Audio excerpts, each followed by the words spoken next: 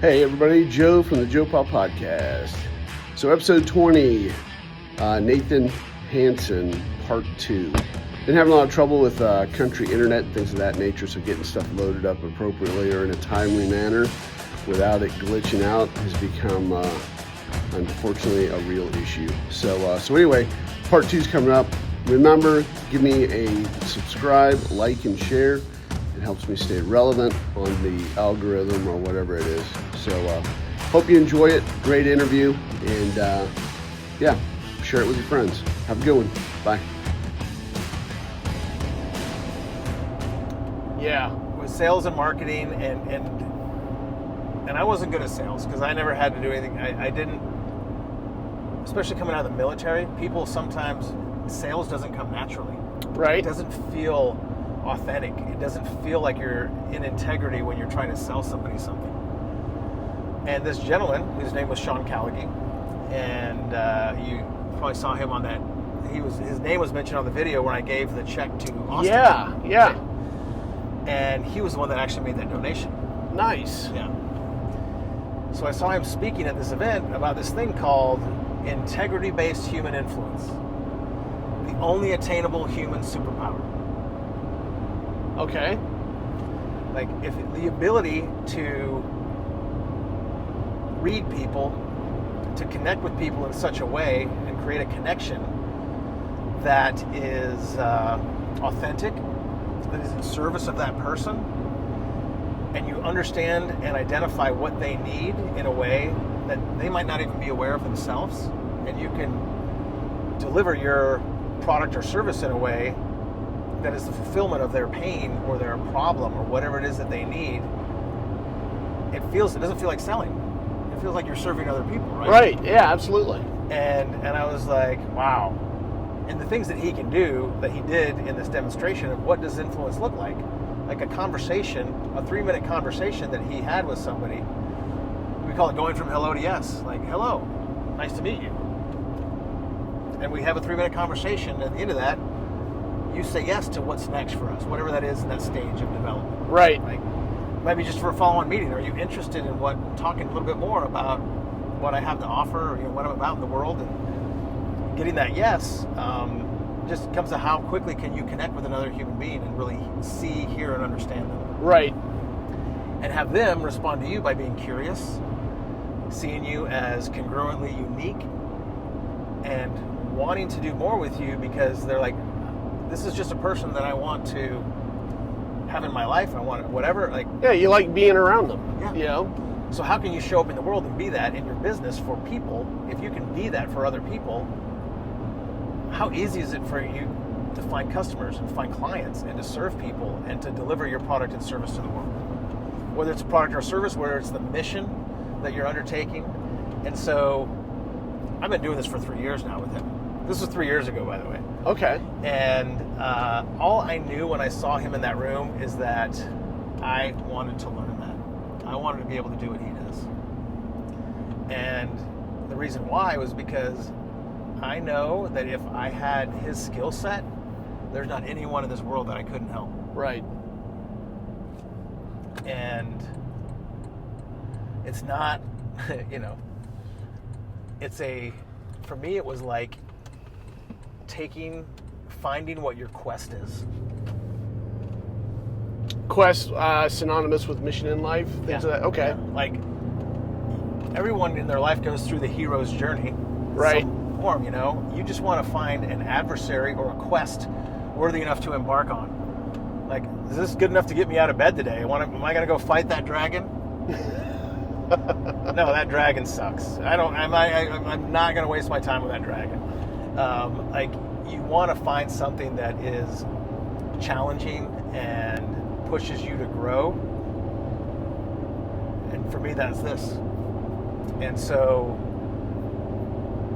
now I actually consult and train and coach other people in how to do what I do, how to use these tools of influence to increase their sales, to exponentially increase their sales and their marketing, and how to just organically spread their impact through doing what it is they do, being themselves, being a more authentic version of themselves, Right. and how to deliver it to people in a way that resonates. And also how to actually understand people, because I can be up there talking and telling you how great I am and all the day, but it might not be connecting with you. So I also have to be able to see and read and understand people and change what it is I'm delivering into the listening of whatever person I'm talking to. And so that is part of the art and the science, and we like to say, like, an advanced science at first glance to somebody who is untrained or unknowledgeable about that science looks like magic. And that's what I thought this was. I mean, I thought literally he was doing the Jedi mind trick on people when I first see him do these things, right? And he, so Sean is, I mean, and operates with more integrity than anyone any leader I've ever, I mean, I served for 25 years, you know? And I'm not to say that I didn't have amazing leaders full of integrity in the Air Force, because yes, everybody does, but it's very rare in the Air Force that you have the opportunity to really deeply affect somebody else's life. Yeah. Like, I had the opportunity to do that for a person. One of my proudest moments as a commander was getting somebody that had been passed over to Lieutenant Colonel 6 years above the zone. Like, so he got passed over for Major. I'm pretty sure that a bit, but like, once you get past 6, you're done. Like, you're not getting promoted, right? Right. And I got him promoted to Lieutenant Colonel. Nice. And because he deserved it. And because the Air Force made a mistake.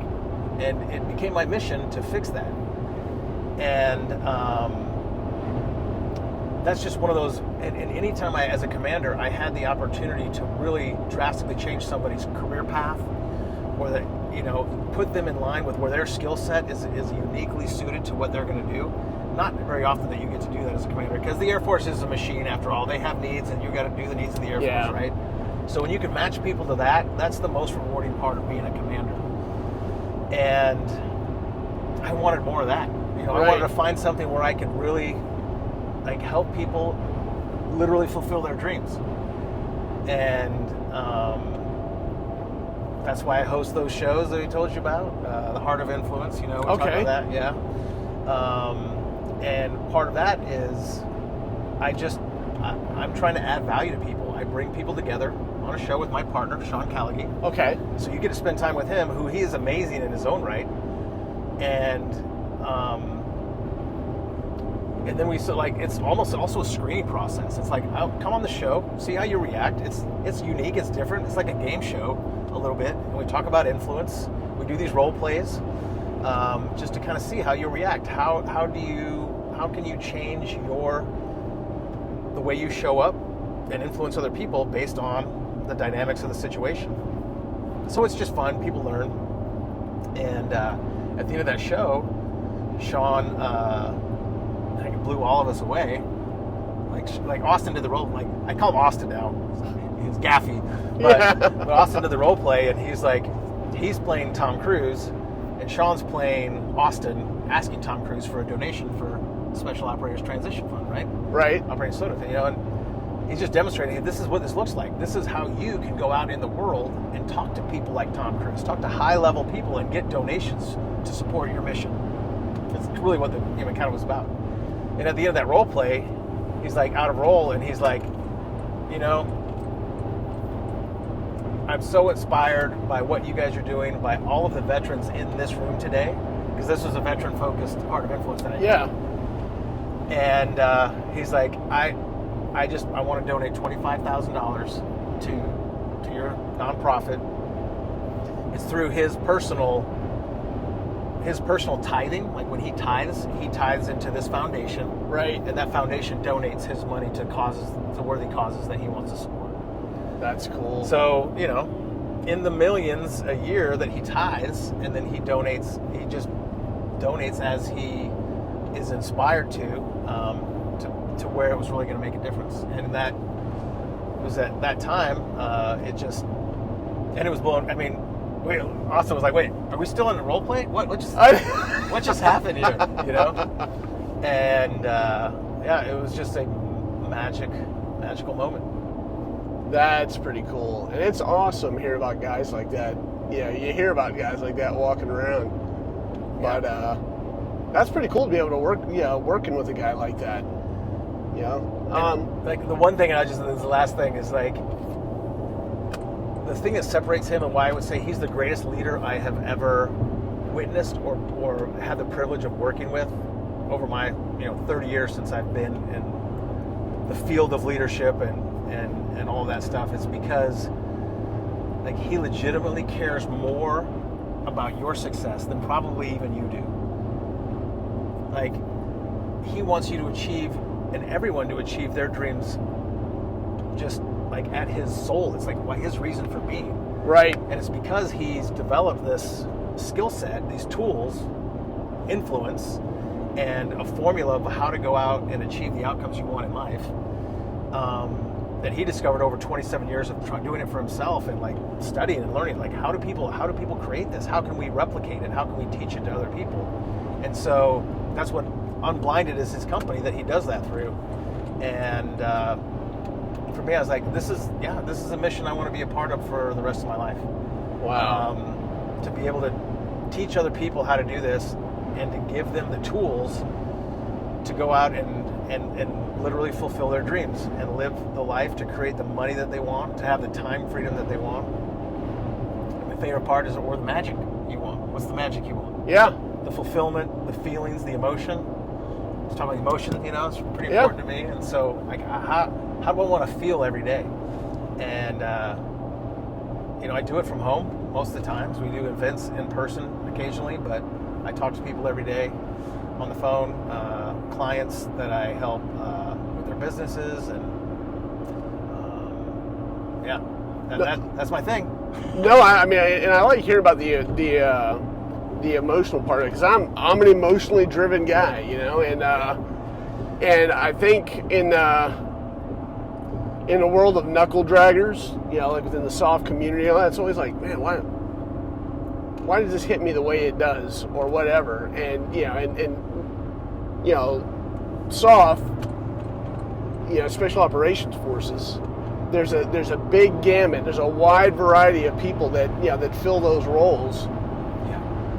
And sometimes you look at the emotional part as being a hindrance with, and it could be if you're doing direct action, but where with AdFit, foreign internal defense and building partner, partner nation relationships as far as the military goes, it's been one of my biggest assets, to have a conversation with anybody. But sometimes it's kind of like, I feel like a square peg in a round hole sometimes, Well, and it's funny because you bring that up, but like at the heart of every high performance team, there's courage and there's also love. Yeah. And whether or not it shows up differently in the soft community, definitely. But I guarantee you, if you look back to the teams that you were on, that you felt like everything worked, it was a great culture, it was great environment, you would do anything for those dudes, it was because you had the courage to go after, and you were aligned with a mission and a vision, and you were all on board with that. Which when you're in the military, it's pretty clear the mission is, and everybody's aligned with that mission. But the courage to do what's right, to do what is necessary in support of that mission, which means even calling your buddy out when he's not showing up. Yeah. And you have courage to do that, and you also have to have love. Yeah. And so, I talk about love like it's, everybody, but it is the driving emotion for everyone at some level or not. And sometimes people don't even realize it. And sometimes my job is to unblind them. That's the name, Unblinded, if you didn't say it. Okay. To help them see what they don't see about what is driving them, their money, their time, the magic, the emotions they want to feel in their life. That's why we call it Unblinded. You're helping people see what they don't see. Gotcha. So yeah, man. We all in like that need to feel that emotion, to feel connected, and like that person has your back, and you would do anything for them. That's the bro version of love. Yeah, no, you're right. And this is not a religious podcast, but when Christ got cornered and they said, "Hey, what's the greatest?" The Pharisees were trying to trap him. They said, "Hey, what's the greatest commandment?" And Christ says, "Hey, to love love to love the Lord God, wholeheartedly, but then also that, what's the next greatest commandment? And then it's to love your brother as you love yourself." And so it's amazing how, if you really stop and you think about it, whatever line of work you're in, it's all about relationships. It really is. Unless you're sitting in a basement, doing electronics or whatever, but even then, you're building something for somebody. There's got to be, some emotional connection there somewhere. But no, that's fascinating. So Unblinded, is this like a national network? Is it something that's kind of local? Headquarters is in New Jersey, and okay. So what I'm creating with Sean, like right now, it's just there's one Unblinded. It's the parent event of the parent company, and like so. For instance, one of our partners, his name is Tanya Freeman, and she's a family lawyer, divorce lawyer, and she does lots of things, and she's also really involved in hospital administration and some things that she's been involved with in New Jersey. And she has created a relationship with the African American Chamber of Commerce in New Jersey, which is, I think, some facts here I may not get right, but out of, I think, 142 chambers in New Jersey, they're the only accredited Chamber of Commerce. And at a global event, symposium of some sort for all of the chambers of commerce worldwide, they were voted the #1 chamber of commerce in the world. Oh, wow. And so they formed a partnership with Tanya through building a relationship with John Harmon, the president of the African American Chamber of Commerce, and they formed a new entity called Black Business Unblinded. Okay. And the purpose of that is to elevate black businesses in the world and to provide resources, and mostly also coaching, also the development, the use of what Unblinded teaches to help them go out and succeed in growing their businesses, access to other resources through the Chamber of Commerce. But that's what comes together when you have one entity merges with another entity, and they create more value together than they can provide on their own. Yeah. And so it's a concept we call in our language an ecosystem merger, but when that comes together, it creates a new opportunity, a new business, and a new mission in the world that supports both of the missions of the underlying entities. So that's just one example of what Unblinded is really about, and using their principles, the teaching tools, the ability to go out and actually teach people how to use influence, because there's lots of people who teach influence, but I've never met anybody in the world who can break it down scientifically and in a way that makes you feel like you can achieve that. Right. Like we look at Winston Churchill's and Martin Luther King's speech over the course of a weekend and break it like it sounds mind-numbingly dull, but like we'll listen and we'll pause and we'll talk about the energy, we'll talk about the tonality, we'll talk about just everything that's going on behind how Martin Luther King or Malcolm X or Winston Churchill or freaking Rocky. Oh yeah. We got Mr. Miyagi videos. We're using everything in there, but because it's all a part of the story of how people transfer energy and actually create outcomes for other people, like cause people to take action, to move towards a dream, a goal, or something that they want. That's how things get done in the world. And so the more people you have that and are using their powers for good, there are people that are on the dark side, that have great powers of influence, but they don't always use those powers for good. And so, No, I think it's awesome to be able to sit down with a bunch of guys and try to quantify it, and where's the secret sauce? What is it? And to find that, I think is fascinating. I mean, human psychology, just in relationships and how we interact with each other, and how guys can inspire large masses of people for amazing things, or on the flip side, for horrible atrocities. It's mind-blowing as to how that chemistry works. And like you said, whenever you can bring it to bring out positive outcomes, it's a force multiplier. It's amazing. Yeah. And you want to be around people that elevate you. You want to be around people that challenge, that support you in whatever it is you're trying to achieve in life. And so, you go to these personal development seminars and all those things, they talk about, you're the average of the 5 people you spend the most time around, right? Yeah.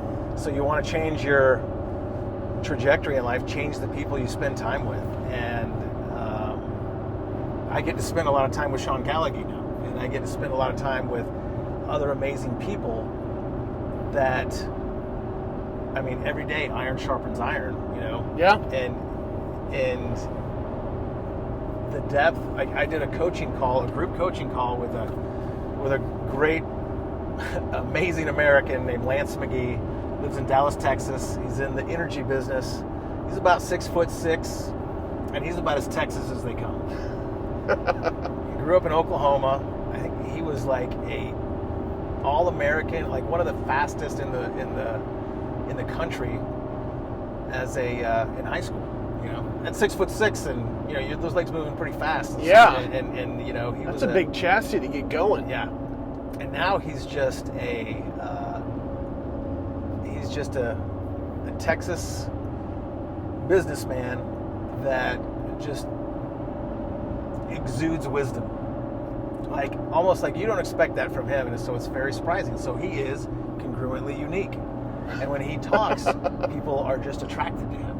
Right. And so we do a group coaching session together, and we have very different ways of kind of looking at things, breaking it down. And he is much more like, I love the science. I'm the nerd. It's like, ooh, here's what's going on, and here's all the different layers that are present, and I want to put a structure to it and like really break it down. Here's where you can go look this up and read about it and learn about it. And Lance is just like, it just looks like this, man. I talk slowly, and I really just give people access to thinking more deeply about what's going on in the present moment. But he just makes it happen, and right. He can have a conversation with you, and you're saying yes before you even know it. And it's not like he's selling you; he's just walking you to where you already wanted to go. You just didn't know it. Man whisperer. He is. And so all of these, like, I get to learn from him at the same time he's learning from me, and we're working together our different styles, and it's just, it's a beautiful thing. It's like, I don't ever want to not be doing this. Right. So the guy had his gas cap open. You think we should have told him? I tried that once or twice before, and people just look at you like you're crazy when you're like, hey. Signals. So what do you think up to this point now? You're 52? 52, coming up next November 10th. Congrats, yeah. I was born on the same day as the Marine Corps. I'll be 54 on the 19th. Nice. So what is your greatest success? What's your biggest failure?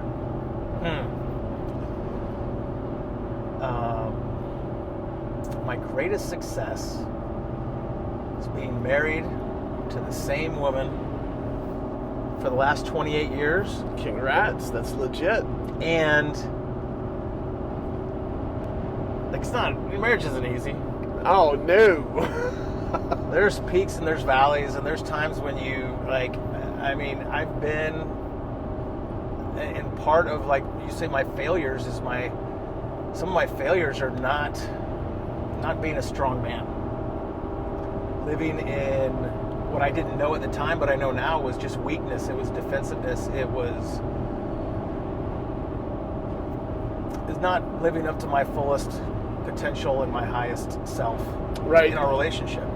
And just in ways that I'm not giving. I'm not fulfilling her needs, and I'm so focused on myself.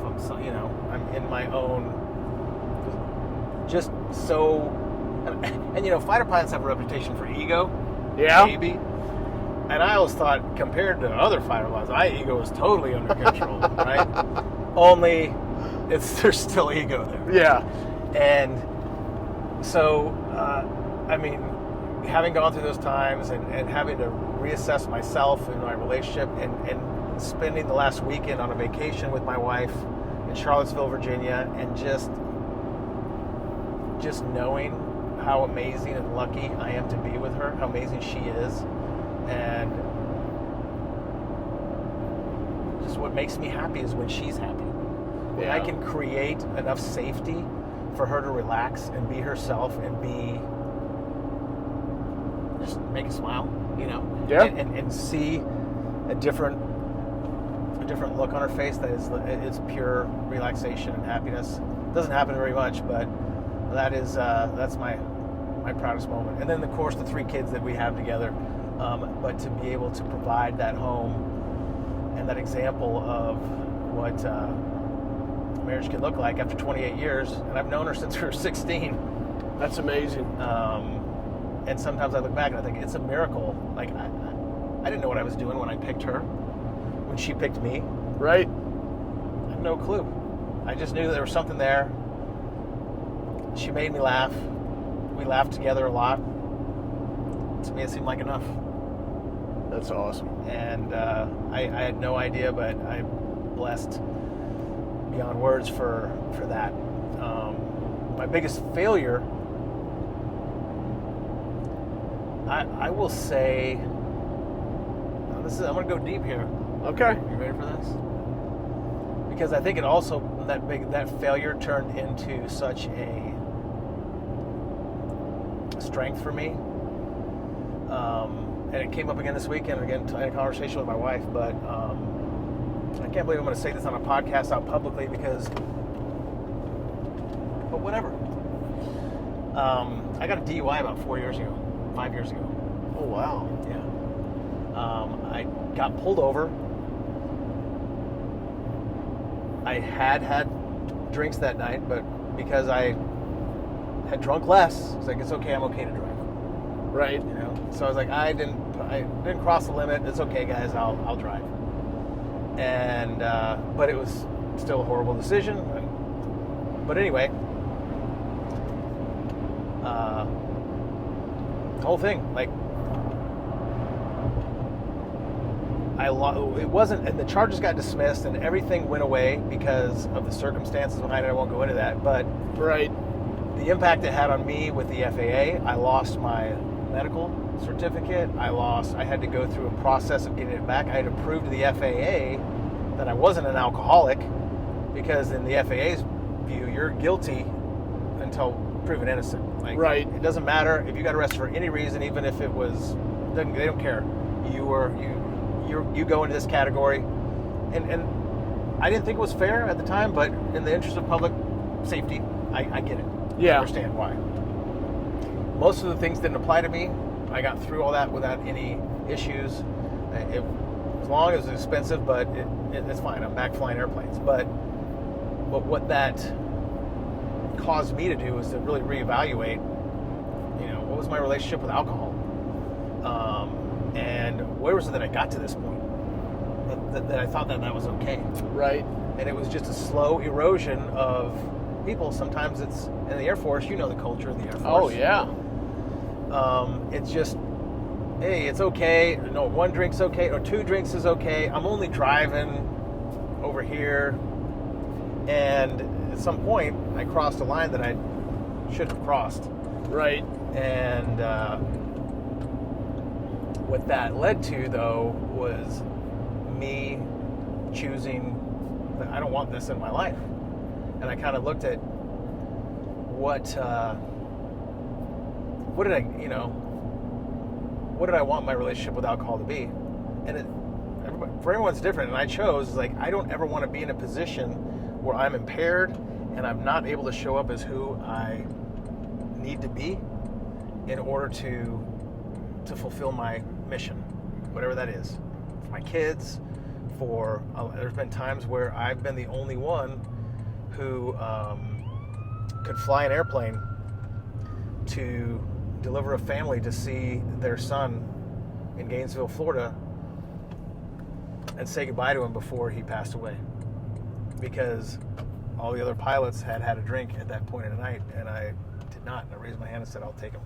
Wow. And more than one occasion, it's been when I decided I'm going to live as the hero that I hope to be, that I believe that I want to show up as be, and cutting alcohol out of my life. It's one decision I made once that I never have to make again, and it's allowed me to show up and be more present and to be prepared.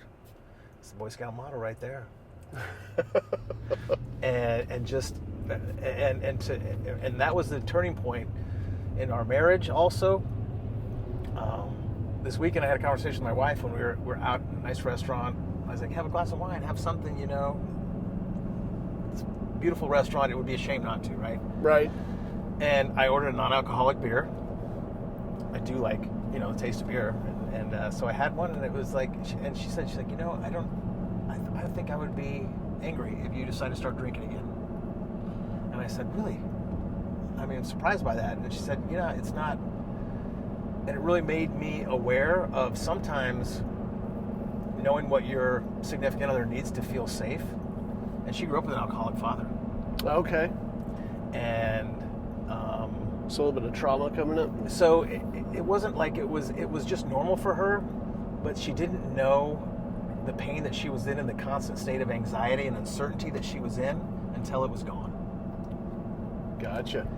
And so for me this weekend and her sharing that and really looking back and realizing that it wasn't ideal for our relationship, and so that biggest failure turned into also I'd say one of the biggest wins for me. Oh, heck yeah. And obviously there's a lot of trust that's built over 28 years. In your case, longer than that, because you've been together since 16. Yeah. That's freaking profound. And I didn't drink in high school. Yeah, I wasn't a big drinker either. I was the good kid. She went out and got drunk once with her friends in high school, and man, I didn't speak to her for a whole day. I gave her the silent treatment. I was disappointed. It was, that's, but yeah, it's that's my story with it, and everybody has a different one. Yeah. No, that's awesome. Well, I tell you what, that having said all that, some awesome freaking nuggets of wisdom in there and just stuff that we've covered. We're going to go ahead and wrap up this episode of the Joe Pop Podcast. This has been fun. Yeah. This was exceeded my expectations, It definitely has, dude. Thank you for reconnecting. And it was a testament to me. Like, I have never wanted to post on LinkedIn or even just always feel weird about it. But like something changed in me in the last month. I was like, I'm doing this. I'm going all in, and it's just proof that you go out there, you tell the world what you're doing, and people will show up. And you were the first one. And you're like, wow, I just want to hear more about. Well, I lucked out, man.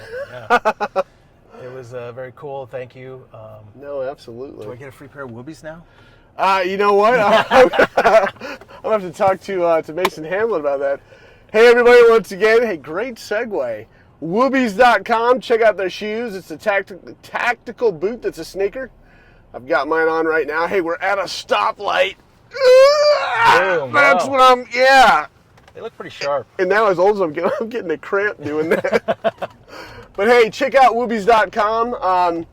Check out Operation Tabletop with Seth Ewing. reconnecting veterans with board games, and also I think eventually first responders and all that. His battle against suicide. So once again, check them out. And thanks again. Be sure to like, subscribe, and share. Help me stay relevant. Let me know if I'm doing a good job, a bad job. Any input is welcomed. And guys, thanks again so much for tuning in. Thank you so much. I for think you're doing a great job, brother. Dude, Thank you. I appreciate it. Well, today was some technical difficulties. Story of my life. But hey, once again, guys, thanks a lot. And you guys take care. God bless. And we will see you on the next episode.